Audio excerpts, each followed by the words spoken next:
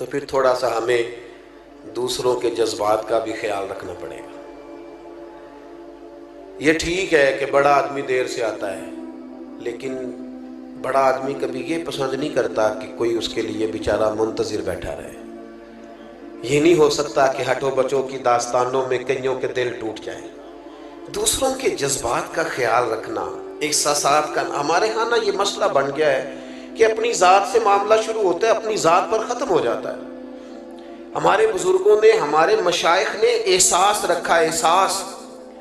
मैं अपने हज़रत की बारगाह में बैठा था, एक बुज़ुर्ग आ गए, अब वहाँ 3-4 मुफ्तियाने किराम बैठे हैं जिन्होंने अपने अपने फतावाजात की तस्दीक लेनी है। तो बाबा जी आ गए तो वो अब सादी सादी बातें, बेटा बड़ा तंग करता है, सारी बातें बहू की मानता है, शादी से पहले बड़ा नेक था। ये भी बंदा अपने दिल को तसल्ली देता है, वरना जो पहले नेक होता है बाद में भी नेक ही होता है, और जो पहले नहीं होता वो बाद में भी किसी और का नाम लग जाता है, वरना वो बाद में भी मामला एक। तो वो सारी ना सादी सादी बातें, हजरत उसको जवाब देते हैं। फिर उसने वो सारी तसल्लियों के बाद कहा मुझे तावीज़ भी चाहिए। एक लिखा तो उसने कहा नहीं, एक बरकत का भी चाहिए। उसने कहा एक तावीज़ मुझे नज़र का भी चाहिए। तो वो तसल्ली लेके वो शख्स उठ के चला गया। एक मुफ्ती साहब कहने लगे हुजूर इस तरह के बंदे मेरे हवाले कर दिया करें। तो हज़रत फरमाने लगे क्यों?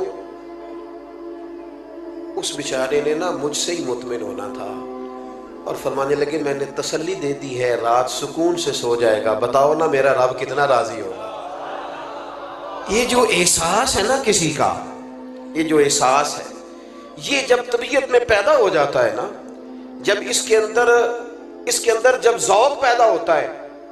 मैं जुमा लेट नहीं करता, इसलिए कि जब मुझे कोई लेट करे तो मुझे तकलीफ होती है, इसलिए मैं भी नहीं किसी को लेट करता। मैं कहता हूं जब मैं लेट नहीं होना पसंद करता तो कोई बेचारा क्यों लेट हो। थोड़ा सा एहसास, मैंने कहा था बात खत्म करनी है। आप मसरूफ हैं, इसमें कोई शक नहीं, लेकिन घर में अम्मा है, उसका दिल करता है जब आप जाएं तो वो सारा दिन की बातें आपसे करें। वालिद बेचारे बीमार हैं, कई दफ़ा माजूर हैं, किसी जगह बैठे हैं, वो मुंतज़िर हैं, उन्होंने सारी बात आपसे करनी। आप मुफ्ती साहब होंगे, अल्लामा साहब होंगे, इंजीनियर होंगे, डॉक्टर होंगे, प्रोफेसर होंगे, कुछ भी होंगे, लेकिन उसके तो पुत्र आप ही हैं ना।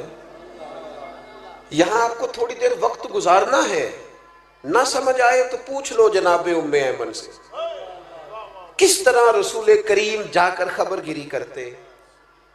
आप जितना मर्जी लंबा सफर करें, दुनिया घूम के आ जाएं, पर बीवी का लिबास आप है।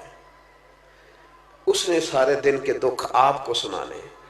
मैं तो मसरूफ बड़ा हूं, मैं बाहर से थका आया हूं, तूने बात छेड़ दी है। बाफैज बाबरकत लोग यूं नहीं करते।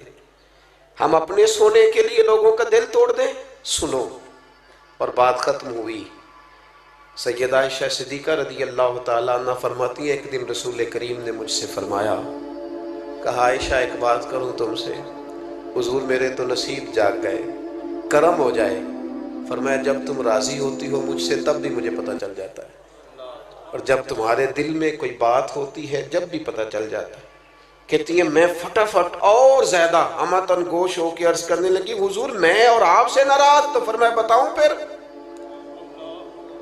या रसूलल्लाह फरमाइए। फरमाया आयशा तुम कभी कभी कसम उठाती हो? या रसूलल्लाह उठाती हूँ। फरमाया जब राजी होती हो तो कहती हो मुझे मोहम्मद मुस्तफ़ा के रब की कसम, और जब तुम्हारे दिल में कोई बात होती है तो फिर कहती हो मुझे हजरत इब्राहीम के रब की कसम। हजरत आयशा सिद्दीक़ा कहती है मैं तुम्हें बता नहीं सकती लोगों मेरी कैफियत क्या थी।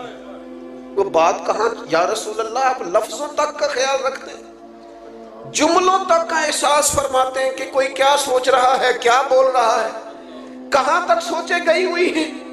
फरमाती है मैं जब भी उस बात को सोचती मैं रो पड़ती कि हुजूर इतना ज्यादा ख्याल हमने ना छोड़ दिया है, अपनी जिंदगी में महव हो गए, मस्त हो गए। मेरे दोस्तों में से जब कोई मुझे कहता है ना ਤੁਹਾਡਾ ड्राइवर, तो मैं कहता हूँ यार वो ठीक है आपने जिस तरह भी कह दिया, पर मैं तो गाड़ी में सो जाता हूँ, बेचारा जागता रहता है। वो उसको स्ट्रेट सीधा देखना है, मैं तो लेकिन कदर नहीं है ना, एहसास नहीं है। हमने सिवाय अपने दाएं बाएं देखना छोड़ दिया है।